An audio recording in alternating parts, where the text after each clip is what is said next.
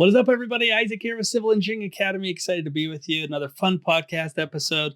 Today, I bring on Luke Rowley. He's actually running a few websites that are out there, one for goal setting, one for PEFE preparation. And he's also a structural engineer. He graduated from Brigham Young University, eventually passed his PE exam, works in the solar industry as a structural engineer. And I bring him on because he's done a ton of digital marketing. He's written a ton of articles. And we talk a lot about goal setting. I know we're in January, but I really love his content and I think you'll really enjoy it too. So we dive into goal setting, some of the pillars that he talks about that you should be setting goals around. We also talk about the mindset of preparing for the PE exam. And if you have found yourself failing, kind of a resource on what you should be doing for the next steps. So really had a fun conversation with Luke. I think you're going to enjoy this as well. And it's all coming up right after this. Ooh. All right, Luke, what is going on? Welcome to the Civil Engineering Academy podcast. Glad to be here. Happy you're here. I know we've done a lot of chatting in the past, but it's always good to get to know new faces, good to get to know you. As we dive into this little journey that this podcast, why don't you share a little bit more about your background, maybe how you found yourself into engineering? Yeah. So I guess it all started when I was young and I started to, even in elementary school, I started to realize I really like math and teachers and even my parents would be like, you're really good at this. I just, kind of took to that really quickly. And then I got into high school and I started to realize I really like science. And then I, was kind of figuring out, okay, what do I want to major in when I got to college? And I was asking around and thinking about it. And I would take these, these aptitude tests as you take. And they would, every one of them was like engineering. And I was like, okay, there's a sign. And, a bunch of people would say, oh yeah, you'd be good at this and you'd like it. And so decided to try out civil engineering. And I'll be honest, it was hard at first. Like at first I was like, really like, am I going to like this? Like, I don't know. And there were definitely like a few classes where I was like, I don't think this is going to work out. Like maybe I should not do this. And I even one semester took a psychology class because I also really like psychology and that kind of thing. Sure. Oddly enough, kind of very different, things there. But and I was like, oh, maybe I'll change my major. But I was far enough into it that I was like, no, I'm going to stick with this. And then I got into the field and I was like, this is so much better than school. It's so much more like the actual math and science that I enjoyed. And it's problem solving. You get really, really good at problem solving in school and you don't realize that's what's going on when you're solving these complex integrals or you're trying to, figure out what equation to use to solve this problem on an exam or whatever. But you get into the field and you're like, well, now I can actually, I have a calculator with me. I don't have to take this test without a calculator or whatever. Or, I can have the book right there with me. And then suddenly it's like, oh, this is fun. And, it's just problem solving over and over again and creating interesting solutions to the more complex problems that come up. And so that's just a lot of fun. Yeah. Did you have any other influence that influenced your decision to be an engineer? Was there a parent? Was there a relative? Was it a brother? Anything like that? That you could bounce ideas off of? Not like any one person specifically. It was more kind of from a lot of different angles. Like I have a lot on my dad's side of the family that they kind of, they'll do their own construction projects and that kind of thing. And then on my mom's side, there's a couple of a couple of uncles I have that are engineers on that side. And so it was kind of just always around and kind of always there. I hadn't really noticed, because when you're a kid and even throughout high school, you're like, I don't know what any of my uncles do. Sure. Right? But then in college, like I remember one assignment I had to interview one of my uncles about his engineering job for one of my engineering classes. And that's when it started to hit that like, okay, yeah, that's why like, this it's kind of in my blood, just the, the math and science and this whole kind of thing that like, I just like to do this. So yeah. Carrying the torch, man. Yeah, kind of. I like it.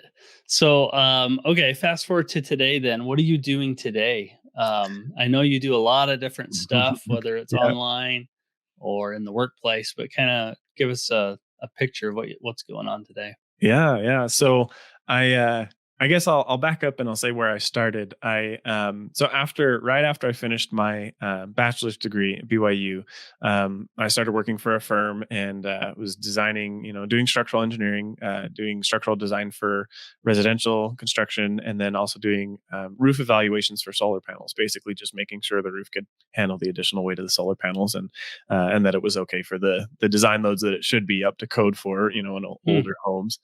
And so I did that for a little while. And then I started thinking maybe I want to do this on my own. And so kind of left that company I was with and started doing it on my own. Was doing that on my own for a little while, and kind of at the same time as I was starting that, I started to get into um, websites, building websites, blogging, search engine optimization, digital marketing, I guess you could say. Yeah.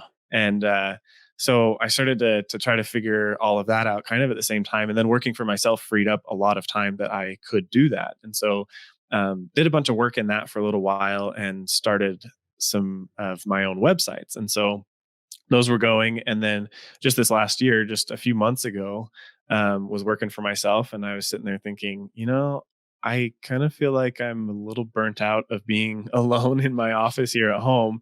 I kind of want to be around people, and so that's when I decided to go get a full time job, which seems weird, People like, oh, there's this kind of mass quitting the workplace kind of thing, and people don't quit a bad job, they quit a bad boss, right? Which is part of my Right. reason I had wanted to leave my previous firm anyway, but I was kind of like, well, I kind of want to see what it's like to work around people. So I decided to go and get a job, and so now I'm the structural engineer for Ion Solar. So Hmm. still doing the roof evaluations for solar panels. I had been doing that, ever since. Um, I started my own engineering company, so I do that for them now. And then I also still do my own engineering work on the side, but I don't prioritize that a ton. I don't actively market for that, I should say. And then I have the two main websites I have. One is to help prospective professional engineers pass the PE and the FE exam. And then the other one is a goal setting website. And so kind of do a little bit of all of those things. And the main thing is, of course, my job. And I really like it. I like being in an office and I like being around people. I get to have the best of both worlds of mentoring people and also doing the engineering calculations and solving problems, like I said before, that I really enjoy. So it's That's great. awesome. So yeah, you touched on a point there that maybe I want to talk about a little bit. But most people are trying to find a way out of work. Yep. They are trying to get into an online space or do something else, switch jobs, whatever it is. Mm-hmm. So, was the biggest aspect of coming back into the workplace, I guess, finding a job, the social aspect for you? I mean, or was there other factors, job knowledge or otherwise? What was Right. your Yeah. mindset there? Yeah. Great question. So it kind of started, honestly, it kind of started as things were changing up in the way, in some of the work I had for the digital marketing. Had actually, there was a certain point I was doing more digital marketing work than engineering work. Hmm. And so that was kind of the main chunk of my income. And some things were changing up with that I was like, okay, I need to start looking into something new. And I was actually almost thinking about transitioning into doing just the digital marketing like full time.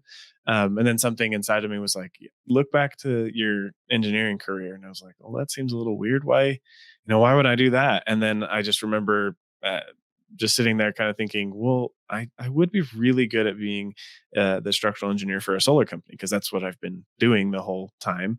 And so I just Googled, structural engineer for solar companies or something along those lines. And the first hit there was a job opening for this solar company that I had done work for before at my previous firm.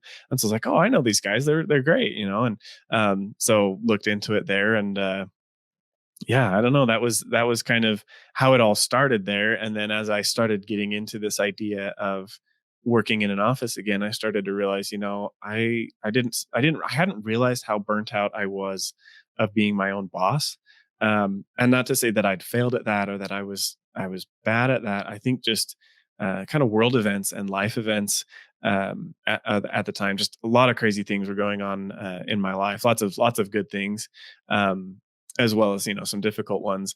I just started to realize, I think I need to take a break from this and start to go, have a boss, be in an office, work around people. Sure. And then it started to hit me like as I was getting more and more into it, and after the interview and things and talking about it with my wife, I realized, and because one of the things that I really love and that I'm really great at is teaching and mentoring. And so I started to, try to find ways to utilize that strength, because when you utilize your strengths, that's when you're the happiest, I think.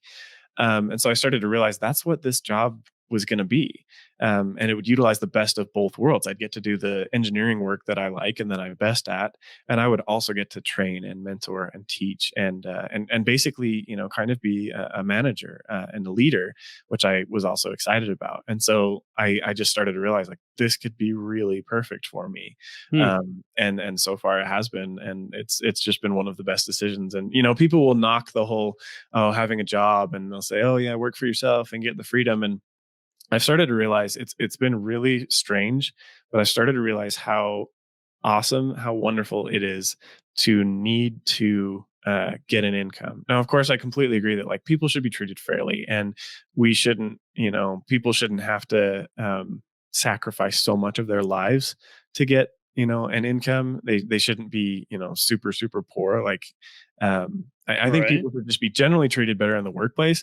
But I don't think that this attitude of anti-work basically, not wanting to work at all, I don't think that's the solution. I think that work actually is a source of happiness, and that's what I learned transitioning from working to myself for myself, kind of having that freedom to work whenever I want, and being able to say, oh, I don't want to work today, or whatever it was.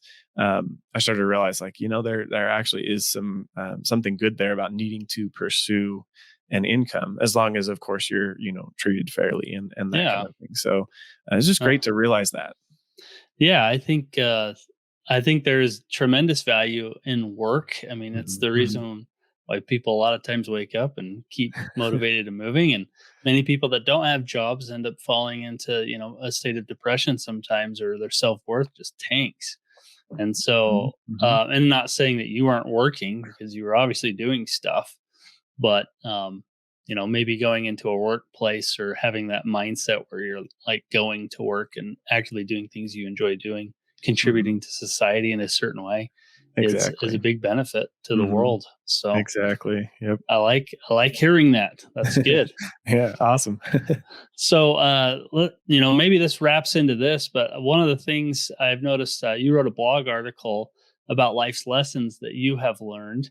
One of those things is that you talk about setting fun goals. Mhm. So, could you chat about maybe some of the life's lessons you've learned, and specifically about these fun goals? Yeah, yeah, exactly. Um, so I mean, and to give a little bit of background on that and that website, I've been setting goals since I was like 15 years old. My dad taught me his way of setting goals. He would set 4 goals, one in each of the main categories of life. There's spiritual, social, financial, and physical.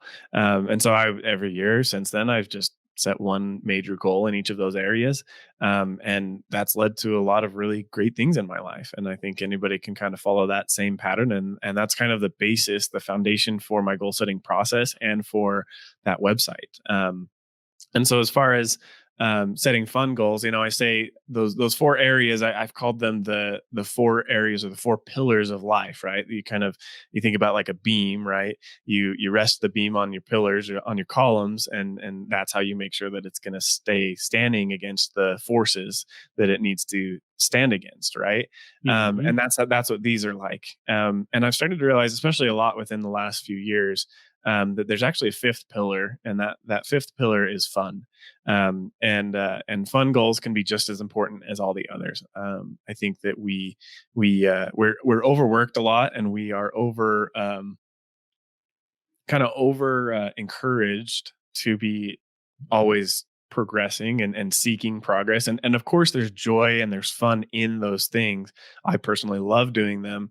But I think there's definitely room and time for just saying, you know what, I think right now I just need to have fun and just kind of forget about, my goals and things. And for a little bit in the end of last year, I did that actually. I kind of just forgot about my goals, and I was like, okay, I'm just going to have fun right now. Just do fun things and relax and kind of recuperate from a little bit of burnout that I was having. Not a little, it was a lot of burnout. Yeah.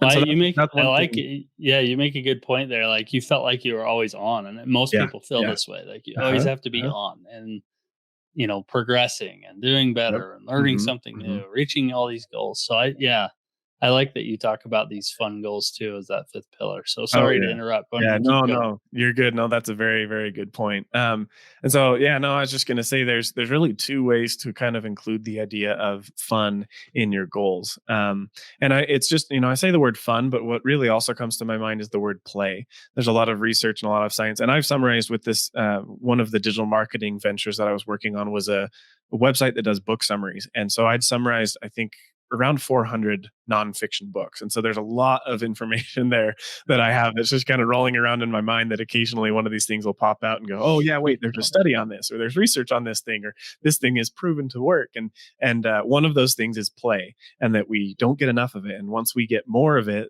we start to be happier and life starts to get better, and it affects the other areas better. And so that's one of the things that is really important about having fun and including fun in your goals is it makes you happier and it makes you more likely to do better in your other the other goals that you're working on. And there's really two ways to do it. The one way is to have set goals that are just purely for fun, like a vacation goal, like, okay, I want to go to Alaska this year, or whatever it is. Something that you've always wanted to do, maybe as a hobby or whatever, that you're like, okay, that would be really fun. I'm gonna do that this year or this quarter or whatever. But then there's also the aspect of making each goal that you have fun. And the example that I always like to give is a lot of people, and especially right now, will set the goal of like, I want to go running 3 times a week. And that's a horrible goal for like a lot of people. And they'll be like, oh yeah, yeah, I'm gonna do it. And a lot of like, people buy treadmills and then they, joke that the treadmill is just a coat rack. And this is exactly why, is because they don't make that goal fun, right? Because it's something that they're doing what everybody else pushes them to do and not what they actually want to do. And Right. where like walking, I read this just the other day that you can if you walk for 3 miles, it's the same, or you burn more calories than if you run 1 mile. And for like, I think like, 90%, well, maybe not 90%, maybe for like 70% of people, that's going to be way more enjoyable because you could turn on a podcast, or you could even watch a movie, or Right. listen to a book, or there's all sorts of great things that you can do to just, and that one little change of making your goal fun, making it enjoyable, makes you so much more likely to actually do it. And then you get the benefits of how it improves your life. That's a And there's great. there's so much to be said for intrinsic motivation and how that affects your likelihood of actually continuing to do that goal. And so I just encourage, like, everybody listening, to just make every one of your goals something that you enjoy doing. Don't go running if you hate running. Try going on a walk, or play Just Dance. Like, I love playing Just Dance. Like, I need to get the newest version of it, but or just dancing. Like, I dance with my kids. Sometimes I've got this dance playlist, and I'll turn that on, and I'll move around or whatever, and that counts as exercise, and can help towards your Sure. fitness goals. And so that's kind of the aspect there of fun goals. I love hearing that because there's so many engineers that are sitting behind a desk all day. Hmm. I might be one of them, and Me too. usually kids also get thrown in that mix. So it's kind of Hmm. hard to like Hmm. find the time to do that. But maybe there's a way that you can make exercise fun with your kids or things Hmm. of that nature, so you're not stuck behind a desk all day. So Exactly. Oh, for sure. For sure. yeah, I really like that. One of the things you also mentioned is you talk about money. So finance is one of Mhm. those pillars, Mhm. and relationships. Mhm. And I'm just curious your thoughts on how those two work together, or how you've Yeah, seen I them mean, work. oh yeah, for sure. I mean, and really, like, all four of those pillars, and then the fifth one, they all work together. When one rises, they all do. When one falls, they all kind of suffer, as you have to kind of pick up the pieces of whatever's gone wrong in that area. But relationships and finances are two really important ones, because, and if you think about it, like, look at, you can see examples of it all the time, where people in tough financial situations, it's I mean, that's one of the causes of marital strain, right? Oh, And yes. one of the reasons people end up separating. And so by taking care of that category, then you're helping your relationships. And I'm talking about the negatives of it. There's also benefits, right? Like we recently, I mean, even recently with me changing jobs, it was a pretty good boost in our income. And even then, I've noticed I'm able to spoil my wife as I've always wanted to, even better. And I've been able to do that, since working for myself. That was a boost in our income, but even now it's more. And it's just so awesome to be able to do that. And not that always buying things is the best thing for every relationship, but that's just one way that I've always wanted to be able to give back to my wife. And the other thing about it, this is the other crazy just little thing, like it gives you more time, and it gives you more time with each other.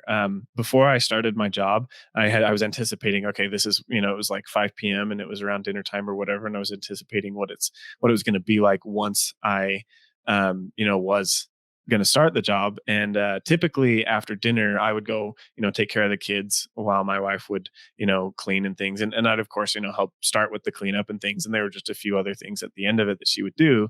And I just noticed how long it took her. One of those nights, that night that I was paying attention to it, and I was just like, man, I really wish that we could have more time together. Like it got really late in the day after we had dinner, and I was like, we just need more time. And that kind of was rolling around in my mind, and I didn't think about it until just recently. And I was like, wait, I should get her a Roomba, or one of those robot Nice. vacuums.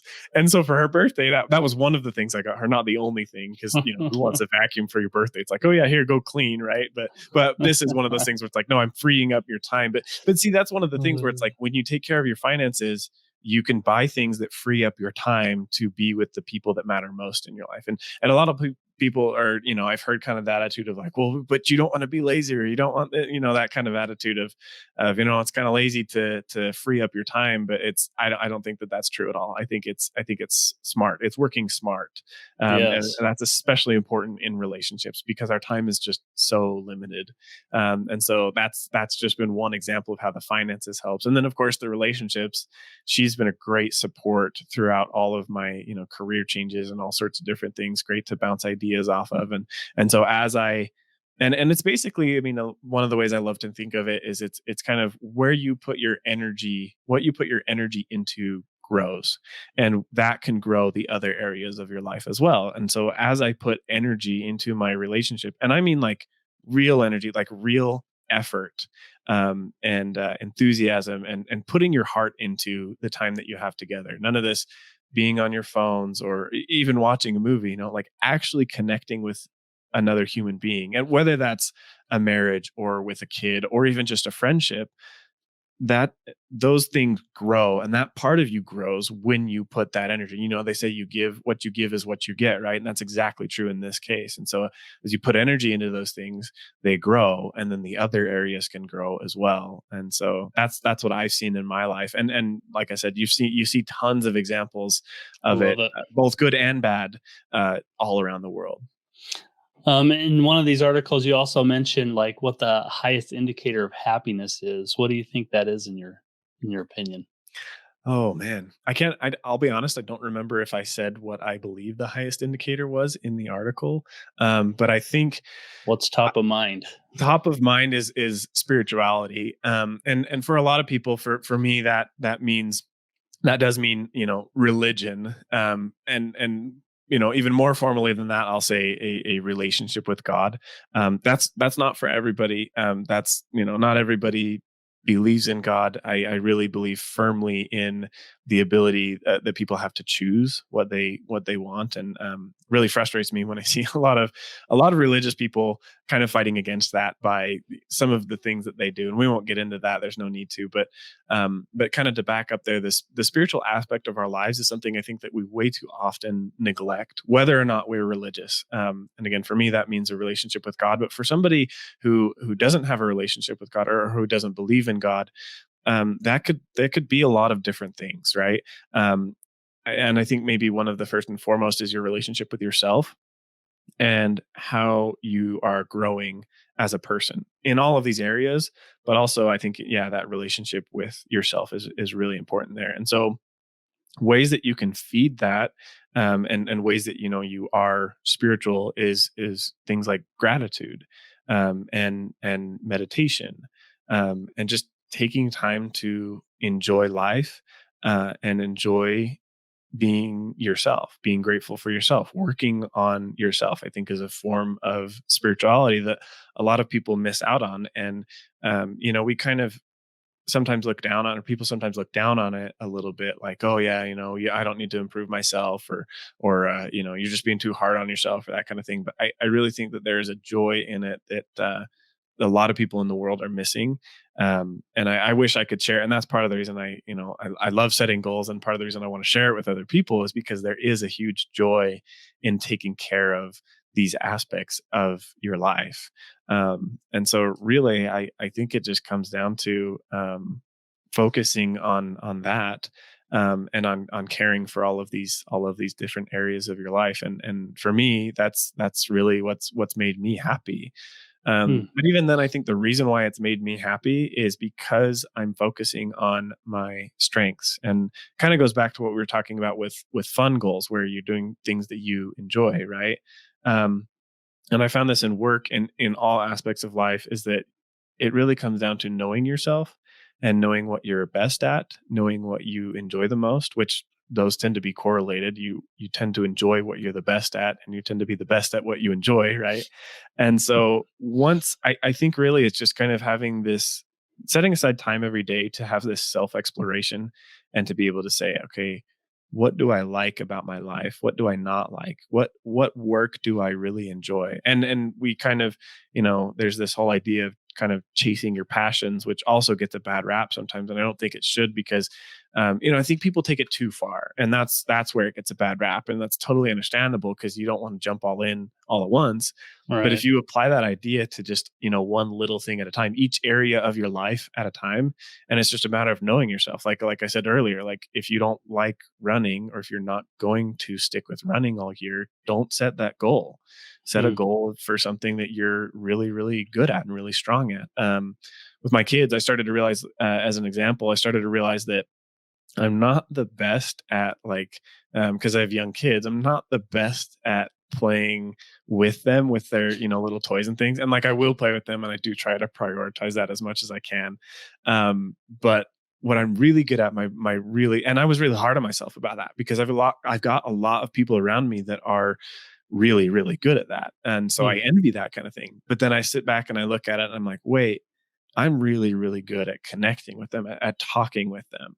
And so as I've tried to kind of emphasize on that, and capitalize on that, and utilize that as a way to kind of uh, complete that goal I have of connecting with my kids, my whole mindset has shifted, and my connection with them has grown significantly. And so I started just, I lay in the bed with each of them at night, as much as I can, as long as I can, and just talk with them, just talk about their day, or talk about fun things we want to do. And I've been doing that for a couple weeks now, and it's just been amazing to see how much different it is, how much different the mindset is. Like, I'm Hmm. so much happier with that goal, and so much happier with my relationships with each of them. I feel so much better about it, just because I had I thought, okay, what am I good at? And what am I bad at? Don't worry so much about what you're bad at. My Focus on what wife's you're good really good at playing those toys with those kids, at. Yep. and I suck. Yep. Basically, that's how I felt. Yep. Yeah, my wife does a similar thing. She does Hmm. the special time with the kids, and Hmm. she does it very well. And I probably don't do it so well, but It's an uh, engineer thing, right? yeah, maybe it is. I don't know. I'll There's teach something him how to to build a bridge, or how to, I that. don't know, something. Well, Luke, we've talked a lot about goal setting, and I know there are many people out there that have struggled over and over again to pass either their FE or their PE exams. Mhm. If somebody has found themselves in that situation, and their goal this year is to finally get over the hump, try to get this thing over with, what mindset do you think they have? What advice would you have for them if they have found themselves as a repeat taker? And what are some tips you would share to help them pass? Yeah, great question. And I love talking about this. The very number one first thing that comes to my mind is take a course. And Isaac didn't, pay me to say that or anything or whatever. I say that and I genuinely like I don't know how else to just, say this. It's hard to say as one who has a website and I'm an affiliate for different courses and things. And so it's like, yeah, there is some monetary value there. But I legitimately I want to just emphasize so much that I legitimately want to help people pass this test because I've been there and I know how hard it is and how much it sucks to have failed it and just have to wait. I mean, you don't have to do that anymore because it's computer based, but yeah, it's just so frustrating to have that. But the contrast of after you take a course is just unbelievable. And the reason, so there's so many different reasons why I say having a course is a big deal. The first that comes to my mind, and I think you mentioned briefly, kind of the mindset, and it's really a mindset shift is one of the biggest things that I think is beneficial of why a course is so important to have. Before, when I failed the PE exam the first time, um, I kind of was, oh yeah, I can do this and I can make a study plan. And that all took forever by myself, by the way. And you don't have to worry about any of that with a course because it's all done for you. And I was just like, oh yeah, I can do this. And if I had decided to try again without taking a course, I probably would have been just stuck in that same mindset. Like, oh, I have to try harder, or I have to, study more, or I have to put in more hours. I have to get more practice problems. That's not the solution. The solution is to change your mindset and basically the what it comes down to is you have to become a professional engineer to pass the PE exam. And that's exactly what it was for me. I didn't feel ready to be a professional engineer until I did what it took, studied as hard as I needed to study, and as smart. I shouldn't say as hard. I should say as smart as I needed to be to pass the PE exam. And I could not, no matter how many times I tried on my own, I would never have been able to get out of that previous mindset and into the one that it took to actually pass the exam.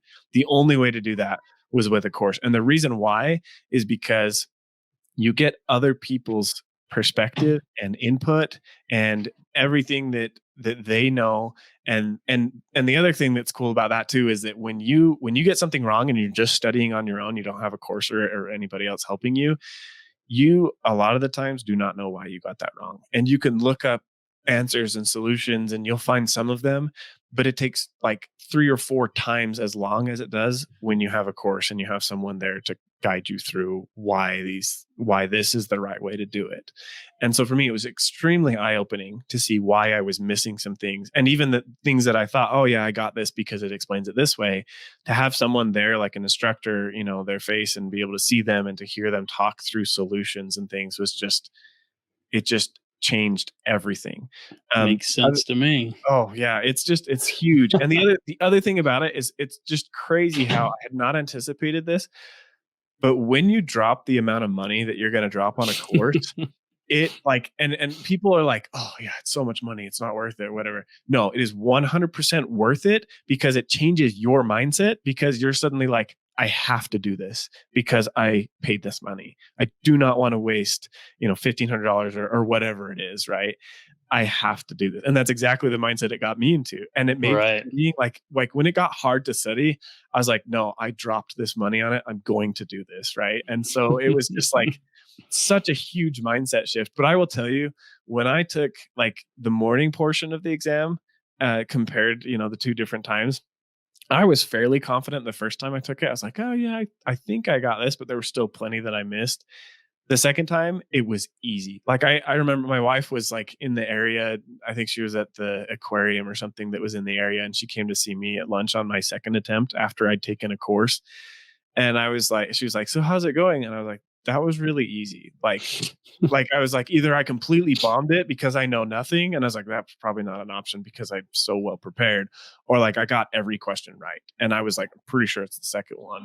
That's And because awesome. I don't think there was a single one that I was like, Uh, I don't know how to do this. Like literally everything. And it was just like, I was just like getting in a flow state. Like when I was working some of the problems, I remember I was just like, I know exactly what to do with this because I have so much training and preparation. It was amazing. Like it was one of the best feelings in the world. Like I was so happy. And the afternoon portion was hard, definitely hard, but it was still so much easier and so much better. And of course I passed, and I was lucky. Like I took it October 2019 was my second attempt, and the PE wasn't offered again till October 2020 because of COVID. Oh yeah. So I got really lucky. And so, and sometimes it can be like that for engineers. It's like, you just have to pass right now. And so anyway, yeah, that's what I would say like the number one thing is. But then the other one, just real quick, I'll say is know the reference manual super, super well. That's how I passed the FE exam. I actually just looked at the reference manual for 2 to 3 hours the night before, so I knew it really well. And that was it. Like that was the extent of my study. I think I'd worked like a couple of practice problems here and there. But like it's really like know it well. good. Yeah. And with the computer-based stuff, that's going to be your key to passing the exam. I love it. So yeah. Luke, this has been fun to do. Thanks for joining the podcast. You shared a lot of tips about goal setting and mindset and all this fun stuff. So I appreciate you jumping on and sharing this with us. Well, thank you. What's the best way for our audience to reach out to you if they had questions about any of this? So if you want to learn, more about my experience with the PE exam, my website is PE preparation, just the word preparation after PE.com. And so you can go on there and the contact info should be all there. I think my email for that is luke@pepreparation.com. It's LUKE. And then if you want to learn more about the goal setting, and you could probably email me at either of these, but if you want to learn more about the goal setting, that website is goalengineer.com, GOALENGINEER.com. And then my email for that is the same, luke@goalengineer.com. And yeah, that's the easiest way to get a hold of me. Sweet. Okay, we'll link all that up in the show notes, but Cool. Make sure people can find you and take it. If they need more goal setting advice, go take advantage. So I'd be glad to help. Well, Luke, thanks for joining, and we'll see you in the next one. Well, thank you so much. Appreciate it. See ya. See ya.